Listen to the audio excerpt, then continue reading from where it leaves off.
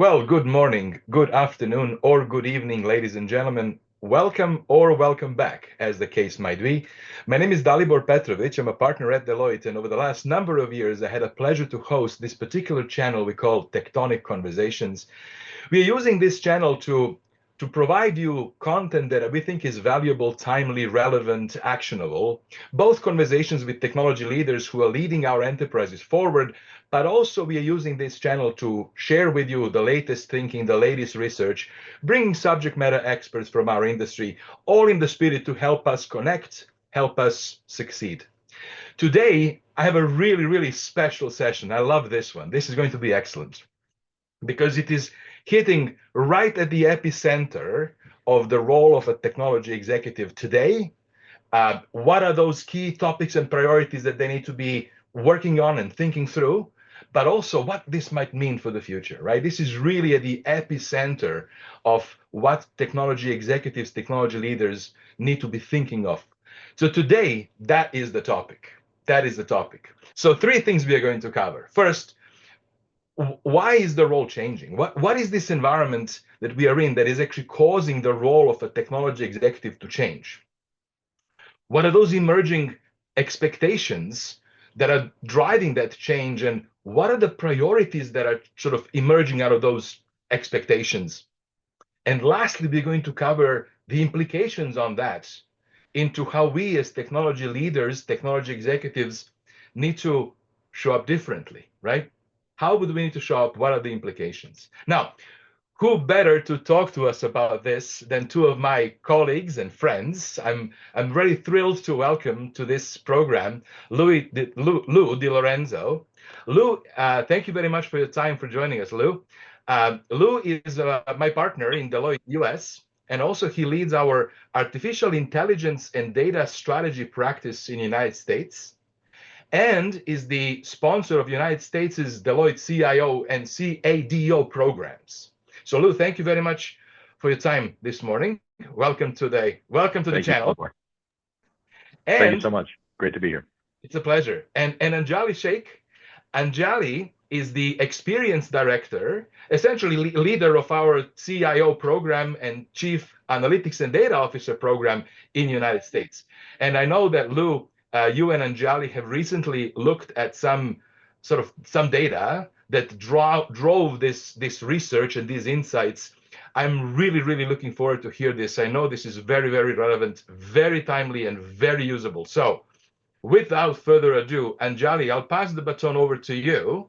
Thank you for your time. I'm keen to hear the story. Yeah, well, Dalibor, thank you. Thank you for having us. We're really excited to be sharing these perspectives. To your point, very relevant and timely. And there's not a conversation that happens in my day, at least, that I don't touch on some part of what we're about to share. So with that, let me maybe just get into some slides. We're not hopefully going to present to you, but let's have a conversation around what we're seeing. And I might start at kind of the macro. And to your question, really dive into why has the role of the technology executive changed, and more importantly, what does that mean? And so that's what we'll spend kind of the next 45 minutes or so talking about. But if you think about the dynamics at play within all enterprises, within all organizations, what I would say is there's two components. One is the bottom part of this chart, and maybe I'll start there with that customer centricity and personalization that organizations have long been leveraging technology for. How do you engage with the consumer, whether in a B2B model or a B2C model? And then the trust and security. Along with customer engagement comes trust and security. And you can say that traditionally, this has been technology's role. This is what technologists within organizations provide. Mm-hmm. And now you start moving to the top. half of this graphic. And what you see is technology and the influence of technology and business dynamics are creating new business models. We're seeing that within all sectors. And then you add on generative AI, again, not a topic that any of us in any roles can get away from, on the influence of new business models, the influence of how roles and organizations are going to change. So if you think about the macro and then you zoom out, what I would say is software and data are really becoming growth and product platforms. And so effectively business and technology are now intertwined. So if you think about why the role has changed, it's because of these higher level dynamics. And so the answer is things that have traditionally been owned by technology are now a business agenda or is the suite agenda. That is actually what you just said is really very, very important to stress. That you mentioned software and data riding on technology is becoming the potential for new business models, complete changes, transformational changes of organizations.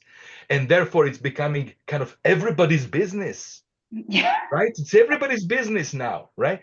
Yeah. For those audience members who are joining us live, please feel free to submit your questions using a Q&A function of this platform. If you have any sort of reactions or any questions on what we talk about. So Anjali, thanks for that. Let's carry on bravely.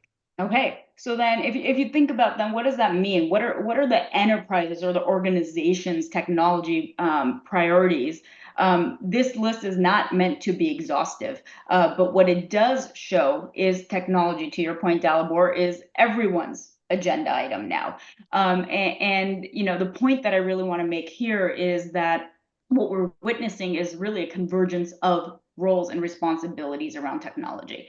And the implication of that is far stretching, including, you know, everyone now needs to have some level of technology fluency or skills, which Lou will hit on what that means for the broader C-suite and the board.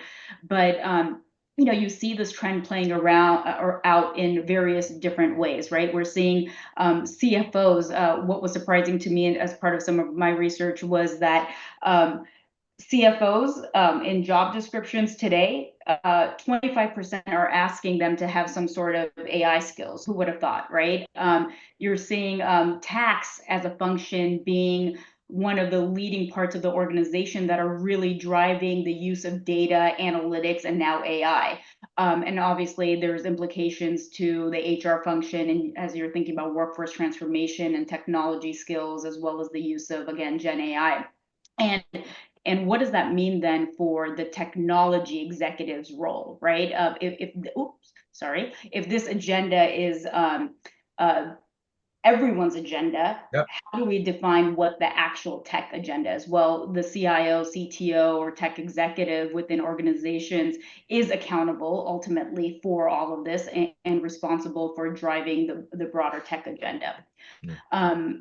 You know, and what I would say is that we've taken some time and we've spent and we've outlined what I'll pop up next is what is that tech agenda. And number one on this list is really shaping and aligning that unified tech strategy and vision. So when we surveyed tech executives across kind of various roles, whether it's CIO, CTO, CDAO, this was number one. So 42% said that that was their number one priority on the tech agenda. So Anjali, yeah. Let me just pause for a question here.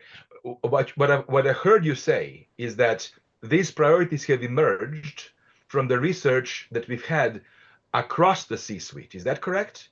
So this is what tech executives themselves prioritize, but also what non-tech executives are prioritizing for technology executive. Is that? Yeah, and I may flip it slightly different, Delbert. Yes, this is what tech executives are prioritizing, but this is also the expectations of the tech that's what I mean. From the broader C-suite and the board. So number one, how I'm reading this, number one priority that both executive peers and tech executives themselves are saying they need to do, number one, is to shape, align, and deliver a unified tech strategy and vision, right? Correct. what was most interesting in all of that is only 19%. So when we asked them to grade their maturity against all of these agenda items, only 19% said they did it well. So again, you are now grappling with technology being everyone's priority. You're trying to create that unified tech strategy and vision, and you're not doing it well, is what we're hearing. So it is a real dynamic at play, is what I would say. And I won't go into all of these in detail, but I can't see the chat right now because I'm presenting this screen. But if there's questions that come up, I'll quickly rattle through this, right? So let's go. Yeah. We have the shaping of the tech strategy vision #1, clearly, and then Gen AI, a fast follow, right? Everyone is trying to figure out how to harness that. And that comes with risk mitigation, risk management, and cyber, again, is #3 on that list. So the combination of making sure you're aligned and you're thinking about how you're going to use some of these emerging technologies or the shiny objects, if you will, and managing and balancing the risk and operational resiliency for the organization as you take on some of these emerging technologies is top 3. And that all goes to kind of the earlier point around how do you do this with the customer in mind? How do you think about that customer experience? And the bottom half starts getting into some of that foundational capability that technology is traditionally used to driving. Vendor management needs to move from being kind of transactional to thinking about how do we partner to drive accountability and results and co-create. Again, some of the top half of this chart. And that goes hand in hand with talent and tech talent and strategies. There are talent shortages out there. How do you leverage your partners to do that? And then foundationally, have you modernized your core systems? Have you enabled cloud enablement for your organization? And then how do you manage that? How do you manage all the priorities coming at you from a technology perspective, creating that nimble, agile portfolio management process? And then more importantly, as leaders, how are you measuring, articulating, communicating the impact of these investments to get the permission to drive more growth and product innovation? This is fantastic. So this is fantastic. Like here's the answer key, right? What should the CIO be thinking and doing and advancing? Here are the 10 things. You address these 10 things successfully, you succeeded. Kind of. Yeah, and it's never a job done, is what I would say, and that's what research is saying, right? But CIO thinking about like, here it is, this is it, right? Yeah. Evidence validated, right? Very, very good. Yeah. And Lou, maybe I'll punt to you a little bit. You've been having a number of conversations. There's an echo on my end. No, you've been having a number of conversations with CIOs and C-suite leaders as of forever, but more importantly in the podcast that we've been shaping. Which one of these have been kind of popping out to you? Yeah, thanks, Anjali. I think I would probably highlight the bottom left one. So the business impact of technology investments. My view is that every company is a technology company, whether they sell it or use it.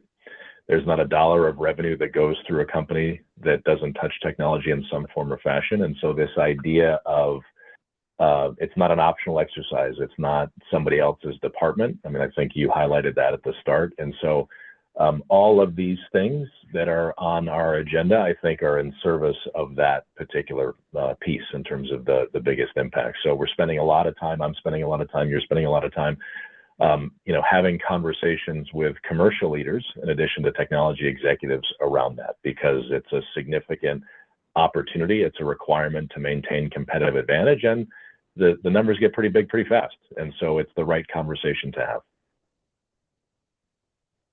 Fantastic. And I guess maybe transitioning to what we'll talk about next is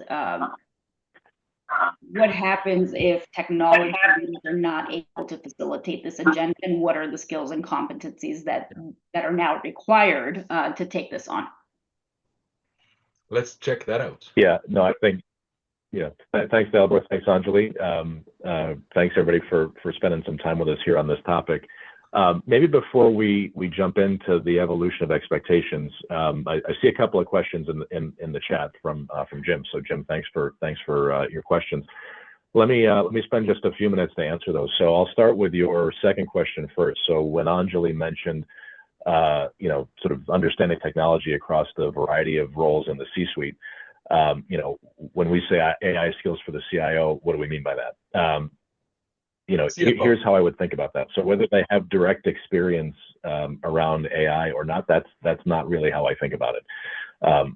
If I think about the macro role of the CFO, especially sort of a transformational CFO, I mean, they are well beyond the allocators of capital, but that's a huge part of what they do. They are also communicating, prioritizing, and focusing on value and results. And so when we talk about AI, it is AI and Gen AI are a means to drive competitive advantage and commercial results.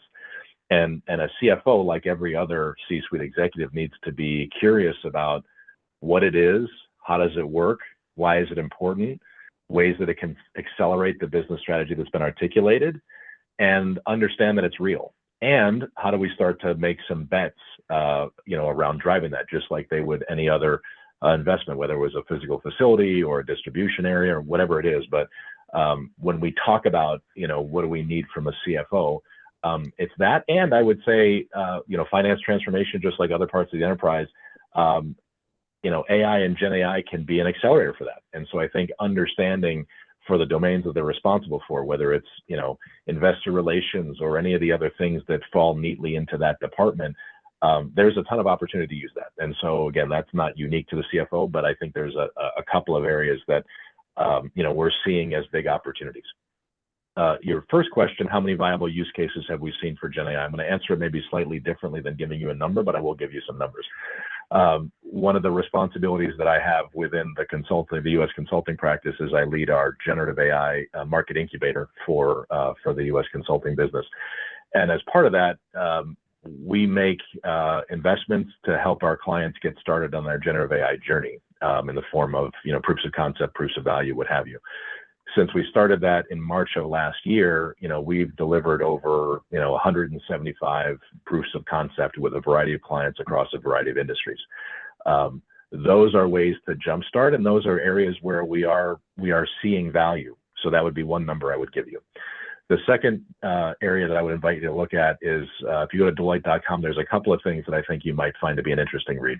The first is that we publish what used to be an annual survey called the State of AI in the Enterprise. This was a global survey. About 2,800, or more global executives across technology and other disciplines respond to this. Very comprehensive. For this year, for the fifth year, we've actually moved to quarterly. And the reason we did that is because the space, as we all know, is moving so quickly. And to do something on an annual basis felt like we were not actually going to be capturing the market and the things that were on the minds of our clients and the rest of the market in general. And so we've recently released Wave 3, so sort of our third quarter survey around that, and some things that I think are interesting that get to your question. Of the responses, 67% of the respondents, the almost 2,800 number I gave you, said they are seeing, kind of my words, green shoots of value in their experiments, and as a result are spending more money in their budget on AI and Gen AI. So that doesn't give you a count of the use cases, but it helps dimensionalize the fact that a lot of people are seeing value in the work that they're doing. At the same time, scaling is a very big topic. So how do I move from those experiments to actually, seeing the full value that I can capture from that? In that same survey, 70% of the respondents said that they have been able to put fewer than 30% of those experiments into production. So while they're seeing value, they're not seeing the full value potential. And so as a result, similar on Deloitte.com, we've just put out a point of view that says these are the 13 conditions that are required to scaling.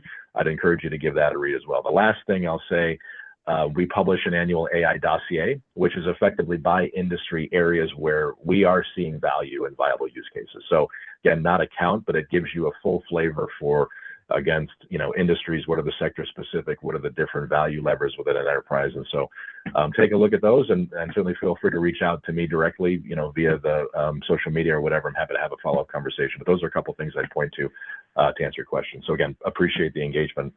All right, so now let's move on. So Anjali's talked a lot about, okay, we've got an ambitious agenda.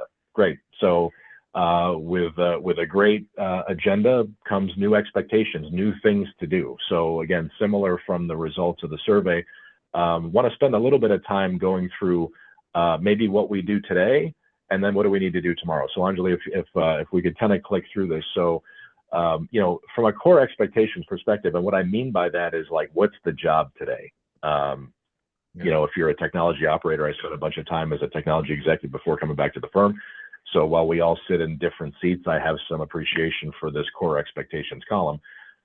We're making sure that everything runs right internally, right? So again, if you go back to what I said before, not a dollar of revenue, making sure email is up, all the different things, that's sort of table stakes to make sure. So if we look at the future, how does that look different? Looking internally is insufficient. It's important, but insufficient. So now, again, how do we think about using technology to bring in new business, to make sure that we're working with our clients or our customers to bring the best of our technology to what they need. So again, inward matters, but it's not sufficient. You need to be looking externally as well. From an expectations perspective, business priorities. So any good technology leader is going to say, hey, I'm in line with the business and what's important. As we think about tomorrow, I would also encourage a reframing of that conversation and remind everyone that you all work for the same company. You all get a paycheck from the same place. So you're all in the business. You just have a different focus area. So there are those that focus on sales and marketing or commercial activities, and there are those that focus on technology. And so the conversation should be, how do we use technology to meet and exceed and shape the strategy of the organization, not what can I do to make you more successful? That's important, but insufficient. So again, thinking through the continued, operational efficiency. Every part of the company should be focused on operational efficiency. How do I lower the unit cost of X? That's through scale, that's through improvement, continuous improvement, all different levels. Whether you run a manufacturing facility, you're focused on yield, unit cost, improvements, any number of things. Technology is the same. Those that think about that from a replacement, from a maintenance perspective, that's great. How do you create oxygen is important. And understanding, how do we take that oxygen to reinvest in new capabilities in line with our business strategy, or to be a catalyst for a business strategy? Again, Gen AI and AI is a great example of that. So how do we then use that investment to drive even more operational efficiency as we think about new technologies? Rightly so, you should be looked at as the technologist. So when something happens, or when there's a trend or whatever, you should expect to get that call. Candidly, if you're not getting that call and somebody else is, you might want to ask why that is. But it's not only to be the technologist. Again, if you think about the things that are on the right side of this, you need to be a catalyst. So being a change agent. So helping people understand not just what the technology is and how it works, but what is it capable of doing that they haven't even considered. I would argue that unless you're delivering on the core expectations on the left, you don't get that opportunity to be that change agent. Yeah. But it's very important to have a bi-directional conversation, not just somebody calls you, I read an article in the paper and on an airline magazine and I want to know about this. That's great. And be the catalyst and the change agent for adoption of that thing, but also a better understanding of what it can do in your organization. Bottom line cost. So again, we talked a little bit about operational efficiency as a driver of that.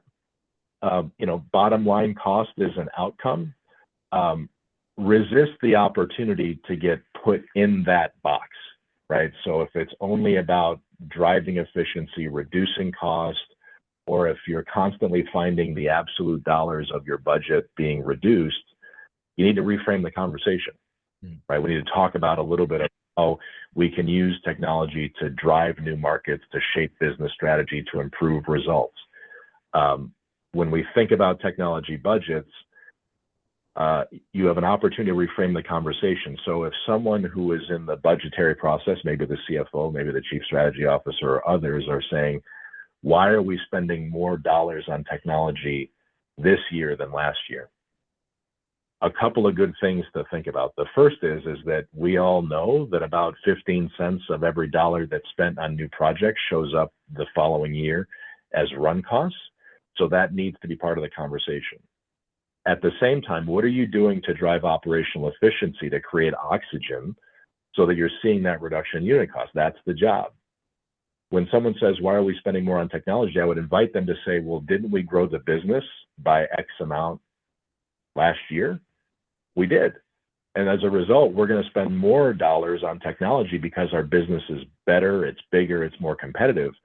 So I would think about different heuristics to put that in context versus I spent $1 million last year and I'm spending $1.1 million next year. That's not the most effective conversation. So if you find yourself in that, reframe it and then talk about what you were able to do, what technology was able to do to grow the business on the top line, not just reduce costs. Okay, risk is important. We know that. How do you safeguard? How do you build a fortress around your organization? Not easy to do. Lots of ways in, lots of people looking for ways in. And so that's a core part of the job. Whether you are the Chief Information Security Officer or have that reporting line or not, this is something that is important to you. And making sure that you understand you will, in some form or fashion, likely be held accountable for it. And I would argue that risk creates opportunity. And so viewing risk, understanding risk in a way that allows you to see possibility while not being reckless will separate you from your competitors. So if everything looks like a hot stove, you're going to act a certain way. If you can recognize hot stove, see opportunity without touching it, not everybody's going to see that. And so being able to be, a little bit more surgical, a little bit more precise, and a little bit more compelling in, yes, I know it's risky. Getting out of bed is risky every day. And here's what we're going to do to create some opportunity. I would encourage you to reframe or think about that. So a lot of great, exciting things to do. And here's the best part. The best part is that you get to do both. Bam! Every time. Bam! This was the moment of, I knew this was coming. This is like the bam, yes. Hence this. So this is an and situation. Like, hence the challenge. Go ahead, yeah. I'm going to say, hence the challenge. Obviously, this is the challenge, but boy, hence the opportunity, eh? 100%. I think it's never been more exciting to be a technology executive than it is right now. I've been in this business for a while, and when I see this column, and that it's not just what we as technology executives want to do, this is what we're being expected to do. And so it really changes the opportunity for us rather than trying to get a seat at the table. I would argue that the table is set for us. Yes. What we need to think about is how do we sit at that table and how do we show up to that table, which is what we're going to talk about next. So if we think about, based on these expectations, what does that mean? What do I need to be great at as a leader? Before we get into kind of each of these, 6 areas, which again are directly related to the things that we just talked about, what I would submit is that at the top line of all of this, and we spend a lot of time in our practice, Anjali and I, working with executives in the industry. This is really about being bilingual in a way that has never happened before. And what I mean by that is that these are words that really have nothing to do with technology at all. Yeah. This is about business. Yeah. And this is about when you're bilingual, it puts you in a different position to have more clear conversations with the leaders in your business that speak this language every day. This is their first language. This needs to be your second language. And when you do that really well, you help them view technology as a second language. And so, again, to me, it's never been more exciting as I think about, being a change agent, being a catalyst, not just being someone who's doing an incredible job in a command center when we're doing a cutover on something complicated that it works. Again, critically important, and that's your job. But being able to think about that in the context of innovation and how are we working with R&D and how are we bringing things like Gen AI to R&D problems, whether you're in life sciences or material science or, food and ag, huge opportunity. And those breakthroughs are going to be enabled by technology, with technology. And as the lead technologist, understanding how does that move the needle? How does your business make money? What are the value drivers? How can you be how can you be a catalyst to increase sales? As we think about Gen AI, an incredible amount of use cases in the area of innovation, in the area of sales and marketing. Those are all things that, in addition to reducing the cost of sales, this is about how do we increase our win rate? How do we help serve, the long tail of customers that previously we haven't been able to do? Those are all things that help your organization make more money. And so you have an opportunity to paint a vision, as we say here, of, why should we care? What it is? Why is it important? What's it going to look like when we get there? And then what are the things that we need to do in order to, make that real? That becomes your roadmap. That becomes your budget. I like to say I'm interested in reading somebody's strategy, but I'm most interested in looking at their budget, because their budget is their strategy. If you're able to do these things, you get to influence the budget, and the budget doesn't become a conversation. The conversation becomes, how do you go more quickly? How do you go faster? How do you help me? Rather than, why does it cost so much? So getting really good at this creates that opportunity for you to show up differently at that leadership table than I think we've ever had a chance to do before. Yeah, and Lou, let's go to the next slide. Go ahead, Anjali, please. Yes, go ahead. One thing I'll add there is we recently asked leading CIOs, 8 or 9 of them, and you know all of them, Lou, but we asked them a simple question, like, if you were to coach other technology executives on how do you stay ahead of technology, right, in that role as technical guru or the person who's leading tech fluency for the organization, how do you stay ahead of that? The responses weren't what I expected. I'm not surprised by them, but they all came back with 80% of their answers being all around leadership. The books, the podcast, everything that they were leaning into to stay ahead of that was all around leadership and not around emerging technology. Technology is part of that, but how you show up as a leader, just to underscore that a little bit more, Lou, in everything you're saying. No, I appreciate that, Anjali. That's right. So, let's go a little bit now. Let's make it a little personal. So what does this mean for you? Right? I've talked about what the opportunity is. So if we pull forward, I got some suggestions for you to think about. How do you show up? I'm not going to read all these to you, but Anjali, if you want to pull them all up, we can just cover them as a group. So you'll see probably some words, or the spirit of some words that I shared, in the previous slide, but what might be some practical things for you all to think about. So, if I think about innovation, what does that require? Requires curiosity, but it requires focused curiosity around, how does this potentially help me make more money for my organization? What's the white space in the market? So again, that's a strategy and a business problem, and an understanding of what are some things that are going to create disruption in that market. And I'm one of the best at understanding how to put some things together to make it work.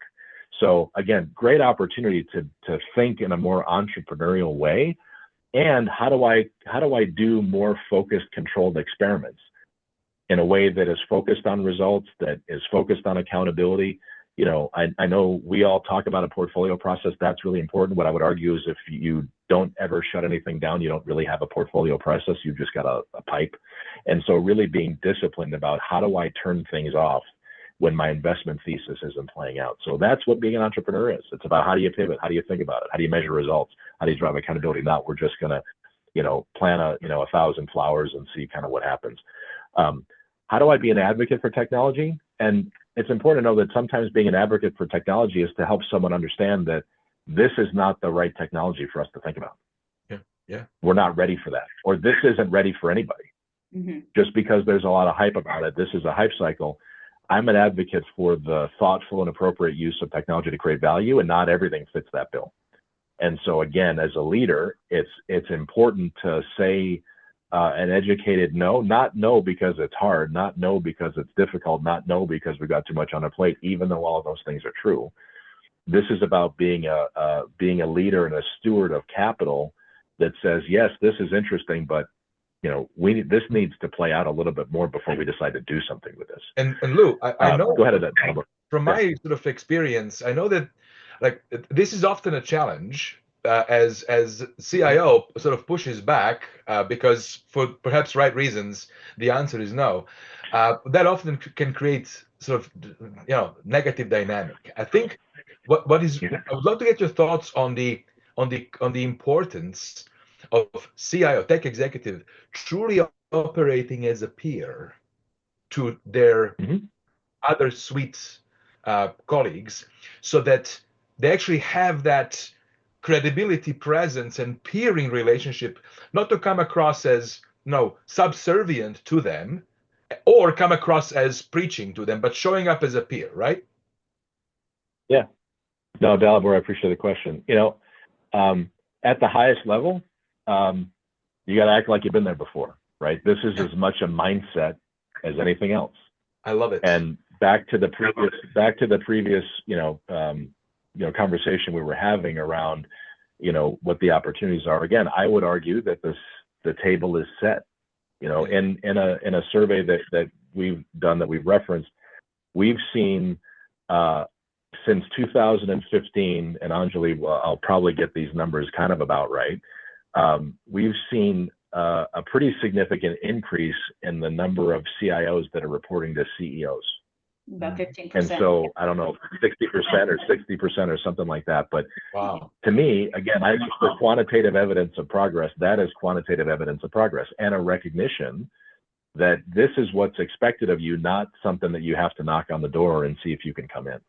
But you have to wear the shirt that way, right? And just like anybody else, it's about what's the quality and type of interaction that you're having.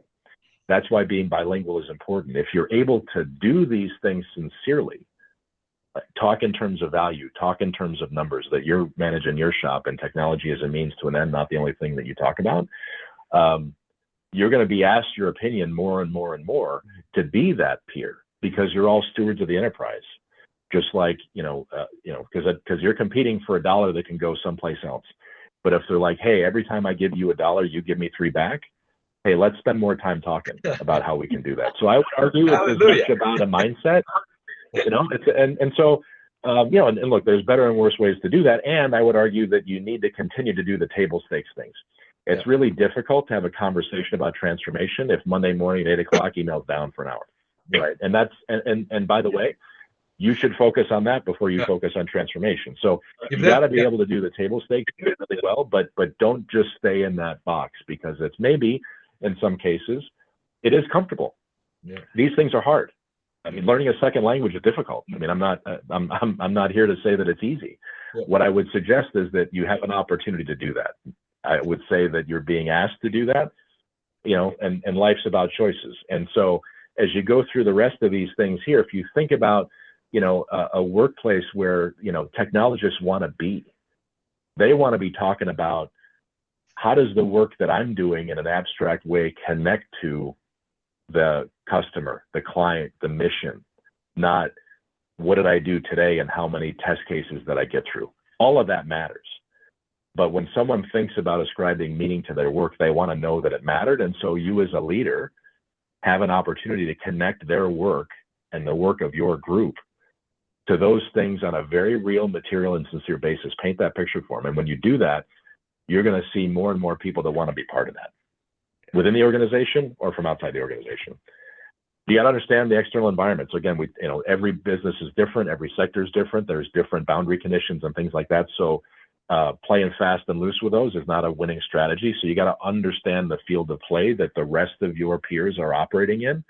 So when they say, this should be easy to do, making sure you understand why they think that, and being able to say, it's easy to do, but this is what's going to happen if we do it. And I don't think we can do that. And here's why.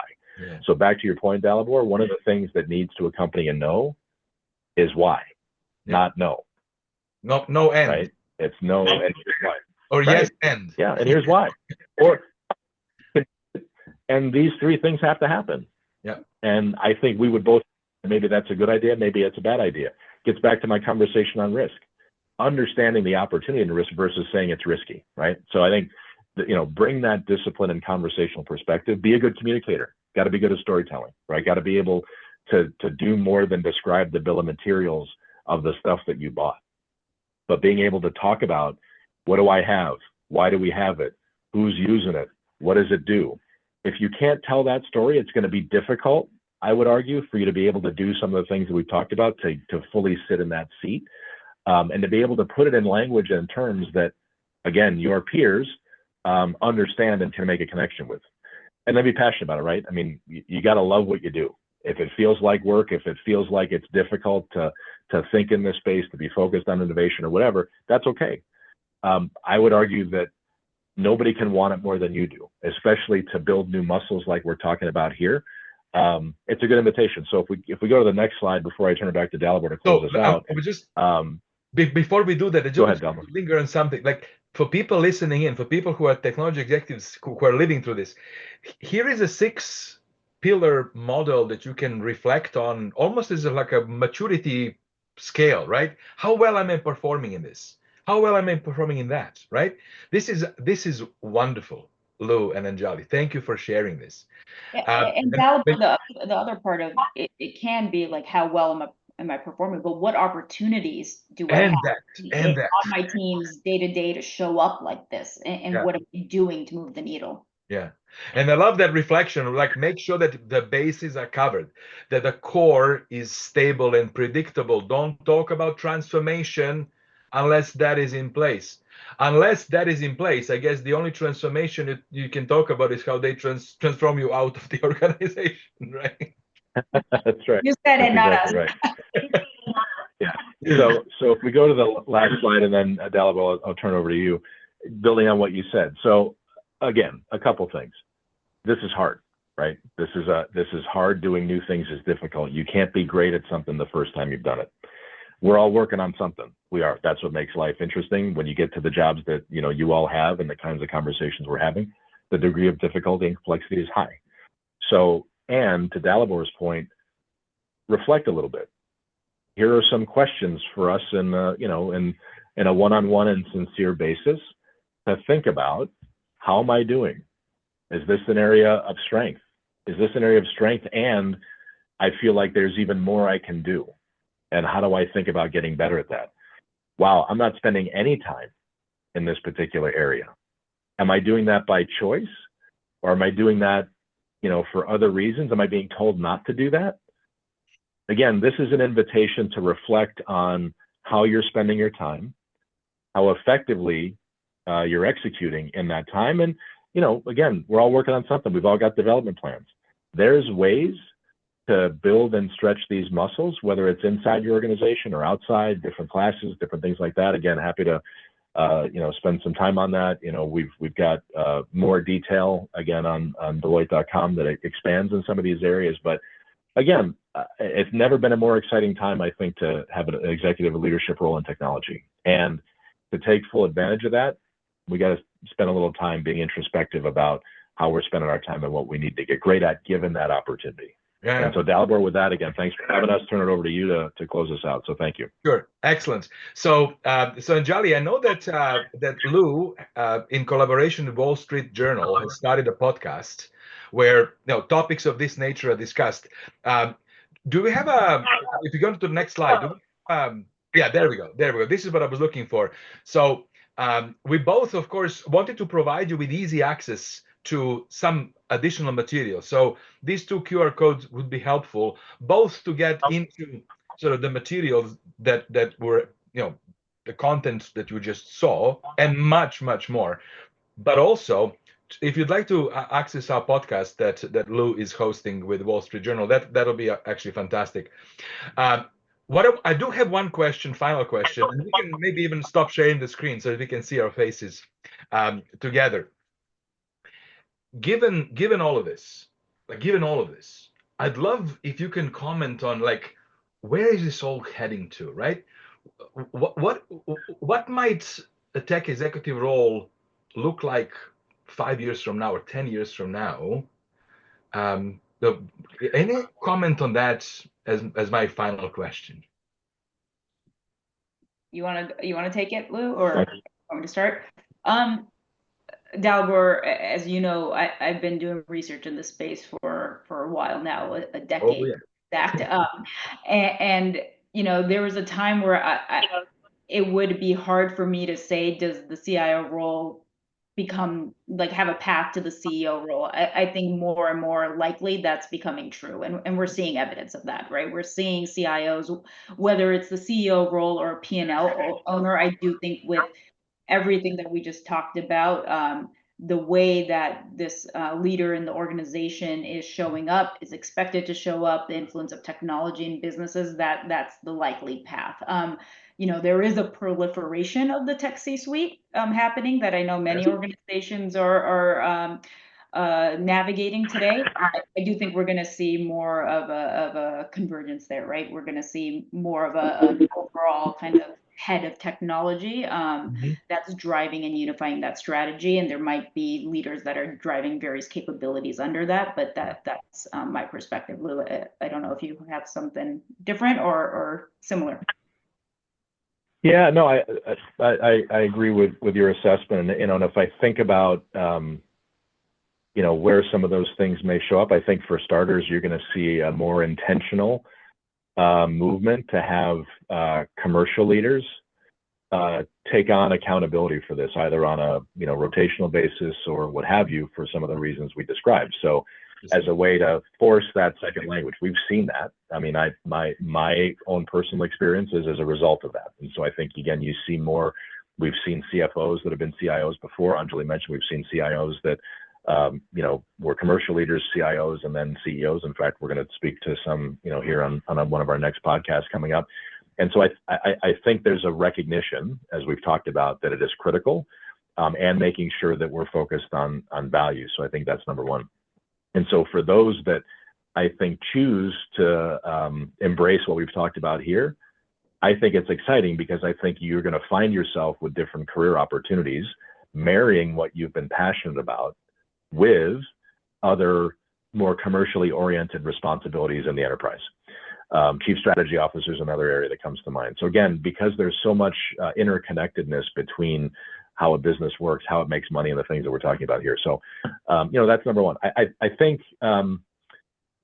where CIOs spend their time, I think will continue to evolve. I mean, I do think, as we think about capabilities becoming embedded more and more within applications, again, as we see other large packages begin to take on in their roadmaps things like Gen AI and what have you, I think there's going to be a continued enhancement of things that are native. And so I think we're going to see more and more of a focus on the things that we talked about here, and probably less of a focus on some of the things that were in that first column, in terms of what it takes to really operate the environments. And so maybe that's wishful thinking. Use